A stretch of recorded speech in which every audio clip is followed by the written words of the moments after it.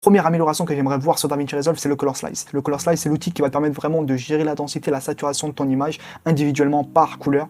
Donc c'est un outil qu'on attendait tous, mais malheureusement, c'est que dès que tu vas être pointilleux sur la nuance de la couleur, notamment sur les teintes de peau, l'outil va commencer à créer des artefacts. C'est compliqué d'être vraiment précis avec cet outil-là. Il existe en fait des plugins externes, un DCTL, qui va te permettre de vraiment gérer la même densité, voire mieux, mais sans artefact. Je me dis que si DaVinci, je pense qu'ils sont au courant de la chose, a pris conscience du problème, de le faire améliorer, de faire en sorte aussi de pousser pourquoi pas l'outil, banger. Le deuxième outil que j'aimerais voir évoluer, ce sont les scopes. Les scopes de DaVinci Resolve, franchement, ils sont vraiment clean et poussés par rapport à la concurrence, mais c'est vrai qu'en regardant Omniscope, c'est le plugin qui va te permettre vraiment d'avoir des scopes plus poussés, que ce soit sur la saturation, l'oscilloscope, les parades, même t'as le visualiseur qui permet de vraiment gérer tes teintes de peau en direct, donc c'est vraiment quelque chose d'incroyable et de poussé. Et je me dis que si DaVinci, ils feront une refonte totale des scopes, c'est aussi peut-être un avantage en plus d'acheter la version studio. Et en fait, ça concurrencerait vraiment les plugins externes qui sont là et qui viennent pallier en fait une problématique. Franchement, même il y a des plugins qui sont là et qui vont te permettre de voir la saturation, l'exposition, le gris moyen, les false colors. Tu vois. Donc si je me dis que DaVinci, au lieu de nous sortir en fait des false colors tout en bas d'une liste et personne les utilise, en fait,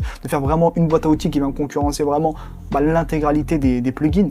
Franchement, c'est banger. Le troisième outil que j'aimerais voir améliorer, c'est le split tone. Le split tone, c'est l'outil qui va te permettre vraiment d'introduire une subtilité à ton look en fonction de ton gris moyen. En fait, tu peux le faire avec tes courbes, tu vois. Mais le problème, c'est que tu vois, faut être précis, il faut être minutieux, etc. Alors que sur le Film Look Creator, ils ont introduit ça. Mais le problème, c'est que tu n'as aucune information, aucune indication de ce que tu es en train de faire. Donc, il y a des plugins externes qui existent, qui coûtent de l'argent, encore une fois, 100 €, 200 € selon vraiment le modèle que tu prends. Et là, vraiment, il y a vraiment un monde, quoi, tu vois. Tu as vraiment une visualisation de ce que tu es en train de faire. Tu as vraiment cette subtilité-là, tu vois, de pouvoir faire un look vraiment précis, etc., en apportant vraiment quelques nuances. Donc voilà, c'est les trois choses que j'aimerais voir évoluer sur DaVinci Resolve. C'est des choses qui sont déjà présentes, il n'y a pas d'innovation. C'est frustrant de se dire que les choses sont présentes, mais qu'il y a des défauts. En tout cas, ça sera du bien pour DaVinci Resolve, du fait que de payer une licence studio en évitant de payer tous les plugins qui sont externes et que quand tu regardes, ça monte vite à 200 € pour un plugin. Il y en a peut-être 10, donc ça monte. Je te laisse faire le calcul, tu vois. N'hésite pas à liker, t'abonner si ce n'est pas encore fait, me dire en commentaire, toi, qu'est-ce que tu veux voir arriver sur DaVinci Resolve, et on se redit à la prochaine.